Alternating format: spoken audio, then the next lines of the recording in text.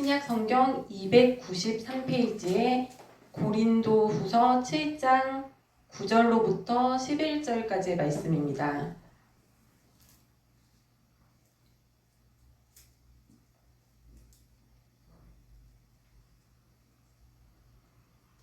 다 찾으신 것 같으므로 함께 읽으시겠습니다. 내가 지금 기뻐함은 너희로 근심하게 한 까닭이 아니요 도리어 너희가 근심함으로 회개함에 이른 까닭이라. 너희가 하나님의 뜻대로 근심하게 된 것은 우리에게서 아무 해도 받지 않게 하려 함이라. 하나님의 뜻대로 하는 근심은 후회할 것이 없는 구원에 이르게 하는 회개를 이루는 것이요 세상 근심은 사망을 이루는 것이니라. 보라, 하나님의 뜻대로 하게 된 이 근심이 너희로 얼마나 간절하게 하며 얼마나 변증하게 하며 얼마나 분하게 하며 얼마나 두렵게 하며 얼마나 사모하게 하며 얼마나 열심 있게 하며 얼마나 벌하게 하였는가. 너희가 그 일에 대하여 일체 너희 자신의 깨끗함을 나타내었느니라. 아멘. 이제 한 해가 좀 마무리가 되어가는 시점에 저희가 있잖아요. 이제 날씨도 꽤 쌀쌀해지고 또 이제 가을과 겨울이 다가오고 있는데 이맘때쯤 되면은 이제 건강검진들을 많이 합니다. 그래서 지난주에 저희 회사에서도 건강검진을 받으라는 그 공지사항이 떴더라고요. 근데 뭐 나라에서든 국가에서든 직장에서든 그렇게 건강검진을 권유를 하고 많이들 하는데 우리가 이 육체는 길어봤자 100년 정도 쓰는 육체인데도 우리가 이렇게 뭐 2년에 한 번씩 아니면 뭐 몇 년에 한 번씩 검진을 해가면서 또 그 건강 검진을 기다리는 동안 막 또 두렵고 떨리는 마음이 있잖아요. 또 어디 뭐 이 큰 병이 중병이 있는 거 아닌가 걱정도 되고 염려도 되고 이렇게 공을 들이는데 가만히 생각을 해봤어요. 이 썩어질 육체에 대해서도 우리가 이럴진데 하물며 우리의 영은 영원한 거잖아요. 이 영원한 영원히 있을 영에 대해서 우리가 얼마나 두렵고 떨림을 가지고 있고 또 우리가 얼마나 그것을 자주 점검을 하고 검진을 하는가를 생각했을 때 참 영에 대해서는 우리가 참 마음을 푹 놓고 있을 때가 많은 것 같습니다. 근데 사실은 우리의 정말 진짜 우리의 속사람은 우리의 영이잖아요. 우리의 육체가 아니라. 근데 영에 대해서는 우리가 교리적으로 한 번 구원을 얻으면 그냥 구원은 잃어버리지 않는 자 절대로. 한 번 구원을 얻으면 그냥 천국은 따놓은 당상이다 라는 생각이 많이들 깔려 있는 것 같아요. 그렇기 때문에 이 영혼에 대해서는 우리가 예수님 믿었는데 구원 얻었는데 그러면 천국 가지 않겠어? 하고 너무 마음을 푹 놓아버리는 것 같습니다. 근데 이것이 우리가 뭐 교리적으로 어떻든 간에 사실 교리는 사람들이 만든 거잖아요, 한편으로. 그리고 하나님이 어떻게 살아계신 이 우주 만물을 창조하신 그 크신 주님께서 하물며 인간이 만든 교리 속에 갇히시겠어요? 그러니까 어떻게 우리가 한 번 구원은 영원하다. 한 번 받은 구원을 잃어버리지 않는다라고 어떻게 우리가 절대적으로 공식화해서 그것을 그냥 공식적으로 믿을 수가 있겠습니까? 그러기에 앞서서 우리가 말씀을 봐야 되잖아요. 하나님은 말씀에서 뭐라고 말씀하시는가? 교리에 앞서서 왜냐면 하나님은 살아계시기 때문에 하나님은 인격을 갖고 계시기 때문에 그 말 자체도 근데 어폐가 있는 것 같아요. 우리가 하나님의 형상을 따라서 지음을 받아서 우리가 주님처럼 주님을 닮아서 감정도 있고 우리가 이런 인격이 있고 성품이 있고 하잖아요. 그러니까 하나님이 인격을 가지셨다 이 말 자체가 앞뒤가 안 맞는 말인 것 같긴 하지만 어쨌든 하나님께서도 감정이 있으시고 살아계시고 생동하시는 분이기 때문에 이 교리에 우리가 공식화해서 이렇게 가질 것이 아니라 주님께서는 어떻게 말씀을 하시는지를 말씀을 통해서 우리가 살펴봐야 될 줄로 믿습니다. 그럼 먼저 성경에서는 모세 시대로 거슬러 올라가면은 모세가 이제 하나님께 십계명을 받으러 시내산에 올라갔다가 십계명을 받아서 내려왔어요. 근데 그 사이에 그 이스라엘 자손들이 금송아지 우상을 만들고 그걸 섬기고 있는 거예요. 그걸 보고서는 이제 하나님께서 진노를 하셨잖아요. 그래서 이 민족을 다 없애려고 하실 때 모세가 하나님께 여호와 하나님께 말씀을 드리는 거예요. 주님, 이 제발 용서해 달라고, 자비를 베풀어 달라고, 이 백성을 용서해 달라고 간청을 드리면서 그렇지 아니하실 것 같거든 차라리 제 이름을 생명책에서 지워달라고 합니다. 그러니까 모세는 알았던 거예요. 생명책에서 이름이 지워질 수 있다는 것을 알았던 겁니다. 그리고 그거에 대해서 여호와 하나님께서 분명하게 대답을 하시는데 누구든지 내게 범죄하면 내가 생명책에서 그의 이름을 지워버리리라고 하십니다. 그러니까 생명책에 이름이 적혀있는 택한 사람일지라도 지워질 수 있다는 겁니다. 이 이스라엘 사람들이 다 출애굽을 한 사람들이잖아요. 그러니까 출애굽을 했다는 거는 구원을 받았다는 거예요. 구원을 받았음에도 생명책에 이름이 적혔음에도 지워질 수 있다는 말입니다.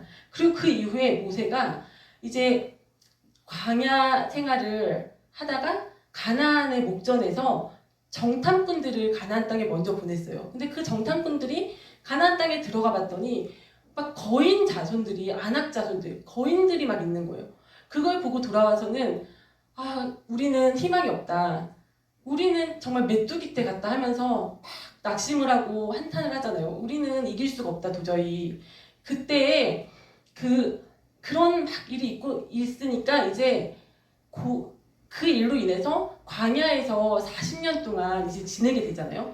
그래서 광야에서 40년을 지내다 보니까 그곳에서 이제 백성들이 막 원망하는 일이 생기고 그렇게 되는 거예요. 근데 그때 고라라는 그 사람이 이제 패를 이루어서 모세한테 쿠데타를 일으키는 사건이 또 일어납니다. 근데 이 고라라는 사람은 어떤 사람이냐면 레위의 그 자손인데 이 성전에서 성막을 섬기는 일을 하던 사람들이었어요. 이제 성막에서 제사를 드리려다 보면은 그 성막에서 치울 것들도 있고 또 제사 준비도 해야 되고 촛대에 불도 켜야 되고 막 이 준비할 것이 많잖아요. 그런 일을 이제 섬기는 자들이었어요. 그러니까 고라 무리들은 그 사역자들이었던 거예요. 지금으로 치면 주님의 일을 하는 사역자 무리들인데 그 사람들이 그 일이 얼마나 그 영광스럽고 은혜잖아요. 그리고 감사한 일인데 그 일이 얼마나 큰 일일진데 그거에 대해서 이제 감사함으로 겸손함으로 하는 것이 아니라 그들이 높아지는 거예요. 자기가 교만이 들어서 이제 자기네들이 모세처럼 되고 싶은 거예요. 그래서 모세에게 대하여 하나님이 당신과만 함께 하시느냐, 우리랑도 함께 하신다 하면서 그 고라의 무리들이 쿠데타를 일으키는데 그때에 이제 모세가 하나님께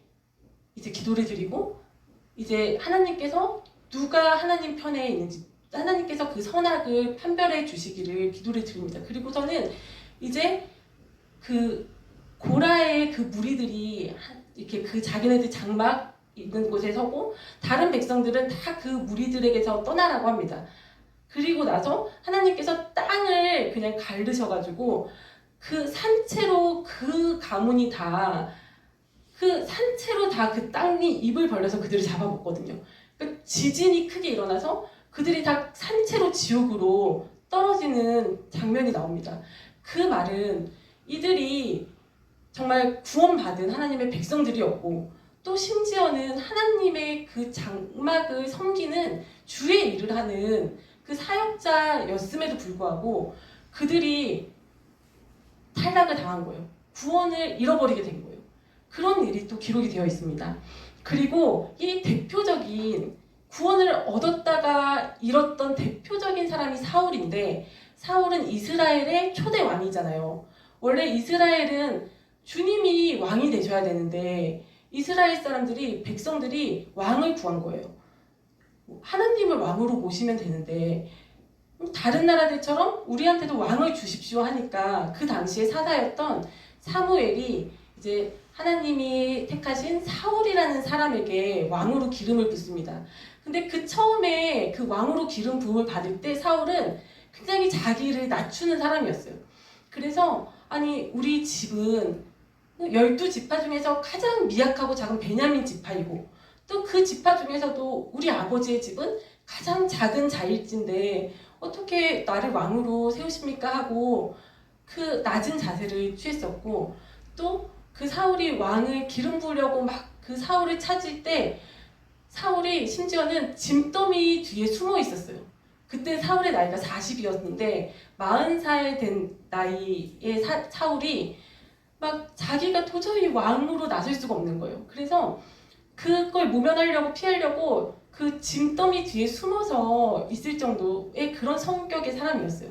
근데 이 사울을 하나님께서 선택을 하셔가지고 이 사울이 왕이 됩니다. 근데 그 왕으로 처음에 됐을 때는 어떤 막 깡패 같은 사람들이 뭐 저런 인간이 저런 사람이 왕이냐, 나는 인정할 수 없다 도저히 하고 그리고 떠나는 거부하는 사람들도 있었고, 그런데도 사울이 가만히 있었어요.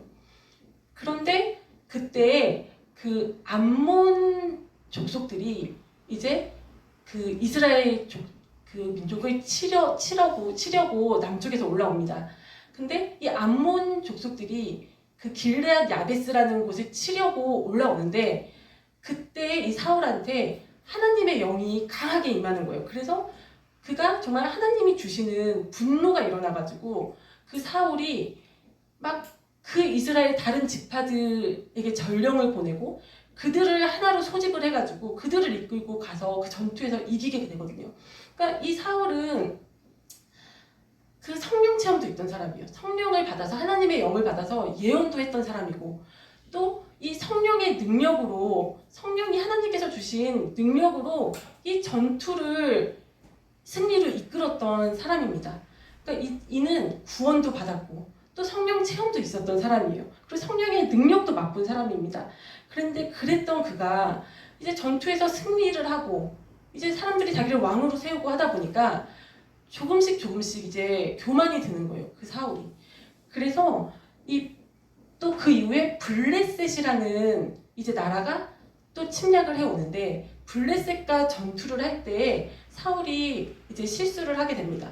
왜냐면 하나님께서는 이제 직분도 주셨잖아요. 왕으로도 세우셨고 하나님께서 이렇게 선택을 하시고 직분도 주셨지만 그 중심 테스트를 또 하시는 거예요. 그래서 이 블레셋과의 전투를 앞두고 나서 사울이 이제 주님 앞에 은혜를 구하기 위해서 전쟁에 앞서서 번제를 드리고자 하는데, 그 구약 당시에는 왕이 번제를 드릴 수가 없었어요. 그게 금지되어 있고 제사장만 그 번제를 드릴 수가 있었는데, 사무엘 제사장이, 사무엘 사사가 오기를 기다려야 돼요. 사울은. 근데 정해진 기한이 있었어요. 이래 동안 이제 그 정해진 기간 동안에 사무엘이 오기로 했는데 그 기간이 찼는데도 안 오는 거예요, 사무엘이. 그러니까 사울이 마음이 급해져가지고 막 전쟁은 해야겠고, 블레셋에서는 막 몇만 명이 되는 그 대군이 막 쳐들어오고 백성들이 다 하나씩 막 사울을 떠나기 시작하는 거예요. 이 전쟁에서 질 것 같고, 그러니까 다 사울 주변에 백성들이 다 떠나기 시작하고, 그러다 보니까 사울이 마음이 급해지는 거예요. 그래서 사울이 범한 실수가 그 사무엘을 기다리지 않고 자기가 직접 번제를 드려버렸습니다. 근데 어떻게 보면 인간적인 생각으로는 사울이 잘못한 게 없는 것 같아요. 왜냐면 이상적으로는 기다렸거든요. 정해진 기간이 차도록 기다리다 그 약속된 기간이 지났는데도 사무엘이 안 와서 번제를 자기가 드린 거거든요. 근데 우리가 그럴 때가 많잖아요. 그 신앙생활을 하다 보면은 정말 내 생각으로는 이해가 안 되는 거, 내 생각으로는, 이성적으로는, 인본주의적인 생각으로는 도저히 이해가 안 되지만 믿음으로, 신앙으로 뭔가를 해야 될 때가 있잖아요. 근데 그때에 이 테스트에 통과를 해서 합격을 하느냐, 그럼에도 불구하고 내 생각에서는 도저히 이해가 안 되고 납득이 안 되지만 믿음으로 순종하느냐 못하느냐, 이 갈림길에서 이 사울이 그만 이제 실수를 하게 됩니다. 그래서 이제 이 사무엘이 번제가 다 끝마치고 나자마자 사무엘이 도착을 해요. 그래서 이제 사울에게 너가 이제 하나님 말씀의 명령에 끝까지 순종하였더라면 네 아래로 영원하게 그 너의 왕국이 있었을 텐데 너가 하나님의 명령에 순종하지 않고 어겼기 때문에, 명령을 어겼기 때문에 너 말고 다른 왕을 하나님이 세우신다고 한다. 이 말씀을 합니다. 근데 그렇게 범죄를 하였음에도 그 전투에서 이깁니다. 그러니까 이게 무서운 것 같아요.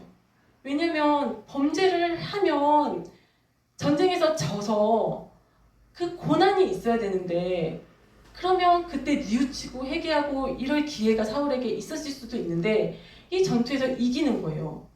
그러다 보니까 이게 그 주님의 명령을 어겼을 때, 우리가 주님 앞에 범죄했을 때 주님의 손길이 나를 치시는 거, 나의 삶에 주님의 손길이 자꾸 정말 개입하시는 것이 은혜인 줄로 믿습니다. 예, 그것이 은혜고 축복인 줄로 믿습니다. 근데 사울에게는 그런 은혜가 없었던 거예요. 그래서 사울은 이렇게 범죄를 했음에도 불구하고 이 블레셋과의 전투에서 이기게 됩니다. 왜냐면 그 사울의 아들이 요나단이라는 아들이 있었는데, 이 요나단이 자기의 무기 드는 이제 신하 한 명하고 둘이서 블레셋 그 전장에 밤에 몰래 들어가요. 근데 그 둘이서 그 많은 병력이 있는 곳에 들어가는데 하나님께서 지진을 일으키시니까 그 블레셋 사람들이 정신이 혼미해져서 자기네들끼리 서로 치고 싸우고 죽는 거예요.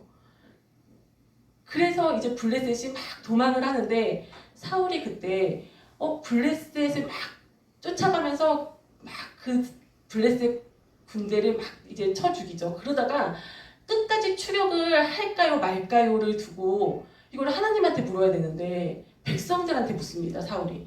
우리가 저 블레셋 저 사람들 끝까지 추격을 할까 말까 하고 백성들한테 물으니까 백성들은 왕의 뜻대로 하십시오 이럽니다. 근데 그때 제사장이 다행히 하나님께 한번 여쭤봅시다 라고 하는데, 그때 하나님께 여쭤봐도 주님이 응답이 없으신 거예요.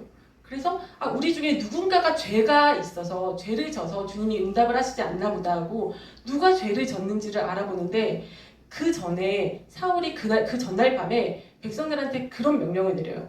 누구든지 이 전쟁이 끝나는 오늘 저녁까지는 아무것도 먹지 마라. 금식 명령을 내리는데 그 명령에 어기는 자는 누구든지 다 죽으리라 했는데, 그때 요나단은 그 자리에 없었던 거예요. 그래서 요나단이 그 숲속에서 배가 고프니까 꿀이 막 숲속에 있으니까 꿀을 먹었던 거예요. 그러니까 요나단이 지은 죄인데 그 사울은 그걸 모르죠. 자기 아들인지. 그러면서 너무 좀 경솔하게 누가 그 하나님 앞에서 누가 범죄했든 간에 만약에 내 아들 요나단일지라도 반드시 죽으리라라고 또 너무 경솔하게 그런 어떻게 보면 서원을 하는 거예요. 그러니까 하나님이 정말 살아계심을 정말 알고 하나님이 어떤 분이신 걸 알고 주님을 정말 두려워하는 마음이, 경외하는 마음이 있다면 이렇게 좀 경솔하게 맹세를 하기는 힘들 텐데 사울은 그런 맹세를 해버립니다. 근데 나중에 요나단에게 그 죄가 있다는 것이 밝혀졌는데, 그러면 하나님 앞에 맹세를 했으면 지켜야 되잖아요. 근데 백성들이 말리는 거예요. 오늘 이 전투의 승리를 가져다 준 영웅이 요나단인데 어떻게 요나단을 죽이냐, 요나단을 용서해주라, 막 이렇게 백성들이 막 간구를 하는 거예요. 그러니까 또 하나님 앞에 한 그 맹세를, 너무나 경솔하게 했던 맹세를 또 경솔하게 저버리고 또 요나단을 그냥 살려줍니다. 그러니까 사울이 참 이런 걸 봐도 사울이 하나님을 정말 두려워하는 그런 경외하는 마음이 없었구나, 이런 게 보이는 거예요. 그럼에도 불구하고 근데 그 이후에도 모압과의 싸움, 암몬과의 싸움, 또 블레셋과의 싸움에서 계속 전쟁마다 사울이 승승장구를 하는 거예요. 그러니까 어떻게 보면 하나님께서 정말 말씀하셨잖아요. 사랑하는 자녀에게는 그 잘못했을 때 징계를 하신다고 하셨는데, 참 그렇게 보면 정말 사울이 정말 은혜를 받지 못한 자인 것 같아요. 그래서 이렇게 범죄를 하고 실수를 하는데도 하나님의 징계하심이 바로 눈앞에 있지를 않았어요. 그리고 전쟁에서는 계속 승리를 하니까 계속 높아졌던 거예요. 자기가 계속 높아지다가 이제 결정적인 정말 하나님께 버림받는 사건이 일어나는데, 그것이 아말렉과의 전투입니다. 아말렉과의 전투에서 사무엘이 사울에게 이제 하나님의 말씀을 전해요. 아말렉의 그 남녀노소, 정말 젖먹이 아기까지 그리고 정말 나귀랑 양과 이런 가축들까지도 싹 다 진멸을 하라고 명령을 합니다. 근데 사울이 그 명령을 온전히 지키지 못했어요. 다 죽였지만 좋은 거, 양 중에서도 정말 좋은 거, 또 막 그 값비싼 거, 이런 귀한 것들은 남겨놓은 거예요, 사울이. 그러니까 사무엘이 그 밤에 정말 하나님께서 사무엘에게 알려주시는 거예요. 이제 내가 너 그 사울을 버렸다고, 사울을 내가 왕으로 삼은 것을 후회한다고 하시면서 사울을 버렸다고 하시는 거예요. 그랬더니 사무엘은 너무 마음이 아픈 거예요. 자기가 그래도 그 주님의 그 명령을 따라서 왕으로 기름을 부어서 왕을 세운 자잖아요. 근데 그 자가 주님 앞에 버림을 받으니까 사무엘이 그날 밤에 정말 밤새도록 통곡을 하지만 하나님께서는 돌이키지를 않으십니다. 그래서 그 이후에 사무엘이 사울에게 찾아가서 왜 주님의 명령을 어겼느냐라고 이제 질책을 하니까 사울이 한다는 소리가 백성들이 두려워서, 사람들이 두려워서, 나를 따르는 그 사람들이 그런 좋은 것들은 남겨두고 싶어 했다는 거예요. 그래서 그 사람들이 두려워서 사람들 눈치 보느라고 그랬다는 거예요. 그래서 이제 사울이 하나님이 이제 당신을 버렸다, 하나님의 말씀을 전하니까 사울이 또 한다는 소리가 그럴지라도 백성들 앞에서 내 체면을 좀 세워줘라 하면서 백성들 앞에서는 나와 함께 하나님께 제사를 지내자라고 하면서 이 사울은 정말 자신이 그 작고 작던 그 시절에 자기를 왕으로 삼아주셨던 그 주님을, 하나님을 바라보는 것이 아니라, 또 하나님을 의지하는 것이 아니라 정말 사람들 눈치를 보기 시작하는 거예요. 사람들 앞에 높아지고 싶고 사람들에게 인정받고 싶어지는 거예요. 그래서 이 사울은 마지막에 결국에는, 그리고 나서 그 사건 이후에 이제 하나님의 영이 사울에게서 떠나고 하나님께서 부리시는 악령이 사울한테 들어갔다 그러거든요. 그리고 나서 이 새로 기름 부음을 받은 다윗을 일평생 죽을 때까지 질투하고 죽이려고 쫓아다니다가 결국에는 자살을 하면서 정말 비참하게 생을 마감을 합니다. 그러니까 자살을 했으니까 100% 지옥이잖아요, 사울은.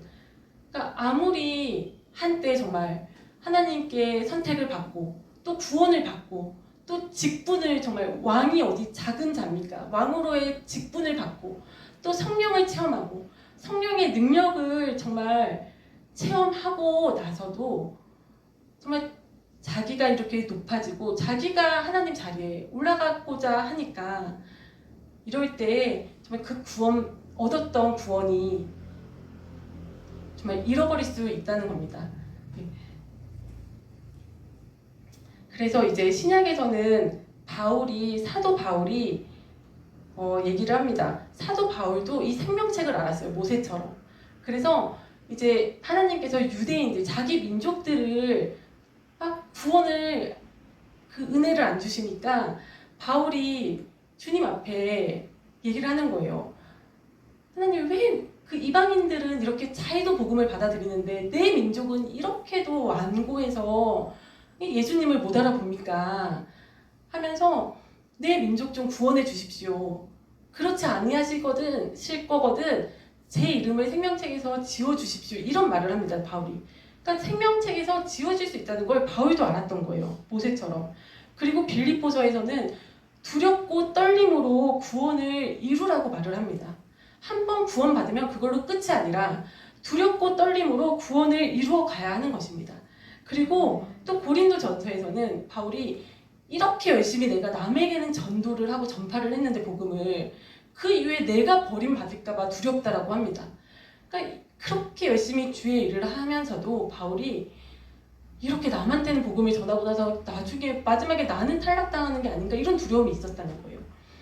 그리고 히브리서는 바울이 썼다는 얘기도 있고 바나바가 썼다는 얘기도 있는데 뭐 그거는 차치하고서라도 히브리서에서는 한 번 빛을 받고 하늘의 은사를 맛보고 성령에 참여하고 선한 말씀과 내세의 능력을 맛보고도 타락한 자들은 다시 구원케 이르게 하는 회개가 없다라고 합니다.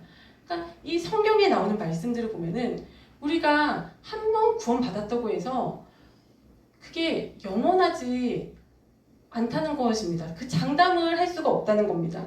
그래서 오늘 읽으신 그 본문의 말씀에서도 하나님의 뜻대로 하는 근심은 후회할 것이 없는 구원에 이르게 하는 회개를 하게 한다고 합니다. 그러니까 하나님께서는 우리가 당연히 세상 근심하기를 원하시지 않죠. 그거는 하나님의 뜻이 아니시죠. 우리가 이 세상에서 무엇을 입을까, 무엇을 먹을까, 무엇을 마실까 염려하지 말라고 하셨잖아요. 그러니까 이 세상 근심, 걱정, 염려는 주님이 기뻐하시는 것이 아닙니다. 그것은 하면 안 되고 또 이 세상적인 것 때문에 두려워할 필요가 없습니다. 그것은 하나님께서 죄라고 하셨잖아요. 두려워하는 것이. 하지만 우리의 영혼에 대해서 하나님의 뜻대로 하는 근심이 있어야 된다는 겁니다. 우리의 영혼에 대해서 정말 두렵고 떨리는 마음으로 항상 돌다리를 두드리면서 정말 근심하는 그 근심이 있어야 될 줄로 믿습니다. 그래서 정말 우리가 한때는 정말 구원을 얻었고 한때는 정말 성령을 받았고 한때는 정말 성령의 은사를 다 맛보고 한때는 정말 헌신된 자였는데 우리가 정말 마지막에 가서 정말 탈락이 되면 얼마나 억울하겠어요. 그것만큼 정말 억울한 일이 없잖아요. 이 세상에. 이 세상에서는 뭐 조금 잘못돼도 다시 되돌이킬 수도 있고 또 다시 되돌이킬 수 없다고 할지라도 사실은 이 세상은 잠깐이잖아요. 그리고 이 세상은 영원한 게 아니잖아요. 하지만 우리의 영이 영원히 있어야 되는 그 저 세상은 우리가 그거를 더 심각하게 더 고민해야 될 줄로 믿습니다. 아멘. 그래서 정말 항상 정말 우리의 영혼에 우리가 우리의 육체를 신체를 건강 검진하듯이 우리의 영혼에 대해서도 돌아보고 그래서 그 건강 검진을 할 때 여러 검사를 하고 여러 검사 항목들이 있잖아요. 그것 중에 한 가지가 오늘 이 사울의 예를 보면은 그건 것 같아요. 내가 교만한가, 높아지려고 하는가, 사람들한테 인정받고 싶어 하는가, 이것이 한번 검진해 볼 수 있는 항목인 것 같습니다. 내가 정말 뭔가 교회에서 뭐 예를 들면 내가 예물을 정말 옥합을 한번 깨뜨렸어요. 근데 그거를 나팔을 막 불고 싶은 거예요. 칭찬받고 싶은 거예요. 사람들한테 인정받고 싶은 거예요. 그리고 교회에서 내가 뭔가를 휘두르고 싶은 거예요. 그러면 아차 해야죠. 나 위험하구나 지금. 내 영혼이 지금 큰일 나겠구나. 중병에 걸리기 직전이구나. 이걸로 점검을 할 수 있는 거죠. 우리가 정말 사람의 입에 정말 칭찬받고 이 땅에서 그것을 막 누리는 것이 아니라 정말 기다렸다가 내 입으로 먼저 떠들어서가 아니라 정말 주님께서 칭찬해 주시고 높여주시면 감사한 거고 또 이 땅에서 그렇지 않더라도 저 세상에 갔을 때 정말 왕이시고 진짜 심판자이신 그 공의로우신 정말 우리의 왕 되신 주님 앞에 섰을 때 우리가 칭찬받고 또 주님이 정말 높여주시는 그러면 얼마나 좋겠어요. 그래서 정말 항상 영혼의 돌다리를 두드리면서 끝까지 승리하고 구원에 이르러서 정말 꼴이 날 수 있는 저와 여러분 모두 다 되시기를 축원합니다. 아멘. 아멘. 찬양 한 곡 하시면서 준비하신 예물 올려드리시겠습니다. 예수